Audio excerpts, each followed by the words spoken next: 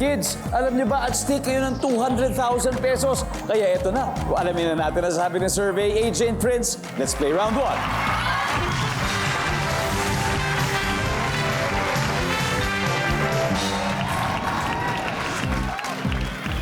Yeah! Top 5 answers are on the board. Kapag aawit ng lupang hinirang, ano ang dapat gawin ng mga estudyante? Go! Agent, Nakatayo po ng matuwid. tayo ng matuwid. Nandiyan ba ang pagtatayo ng matuwid? Yes. Prince, hindi pa ito yung top answer. Pwede pa. Ulit, pag-aawit ng lupang hinirang. Anong dapat gawin ng mga estudyante? Pagtataas ng kamay sa dibdib. Yan, pagtataas ng kamay sa dibdib. Nandyan ba ang paglalagay ng kanang kamay sa dibdib? Yes, top answer. Prince, pass or play? Play. Play. Okay, tara, balik muna tayo, AJ. Let's go. PB, anong grade ka na ngayon? 3 po. Grade 3. O yan, malamang nanonood yung mga kaklase mo sa'yo. Kapag aawit ng lupang hinirang, anong dapat gawin ng mga estudyante? Sumabay din po. Siya, kumanta rin, kakanta rin siyempre. Nandyan ba ang sumabay? Of course. Astrid, memorize mo naman ang lupang hinirang. Ano ba dapat gawin ng estudyante pag kinakanta yung lupang hinirang?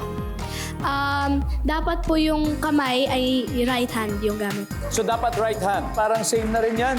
Wala. Pareho na yun. Kaylee, kapag aawit ng lupang hinirang, anong dapat gawin ng mga estudyante?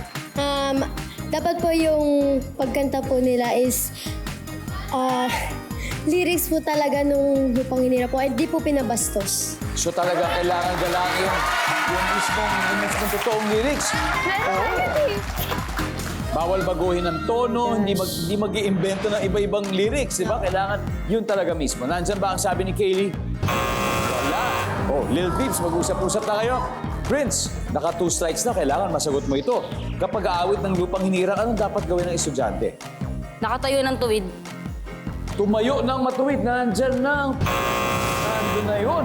Lil Peeps, ready na kayo? Ito, pwede na kayo mag-steal. Zia, ano kaya? Lagi pong humarap sa watawat. Pumarap sa watawat, Alia. Mag-behave po. Behave. Mag-behave, Nisha. Parehas po kami ng sagot ni Zia. Humarap. Kung baga kung nasan yung flag, hindi pwedeng tumalikod ka. Kailangan talagang harapin mo. Yun ba yun? Tama ba, Yes po, Zia? yes. AJ, ano kaya yung sagot mo? Kapag aawit ng lupang hinirang, ano ang dapat gawin ng mga estudyante, AJ?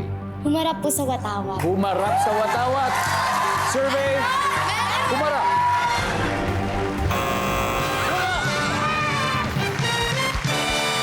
Let's see kung ano yung hindi natin nahulaan. Number 5 nga. Pakita nga natin ano ba yung number 5. Hihinto. Kahit anong ginagawa mo, nasaan ka, hihinto ka at tatayo ka. Kahit yung mga sasakyan, hihinto yan. Number 4. Behave. Pwede yun, tumahimik. Anyway, round 1 goes to the Electro Groovers.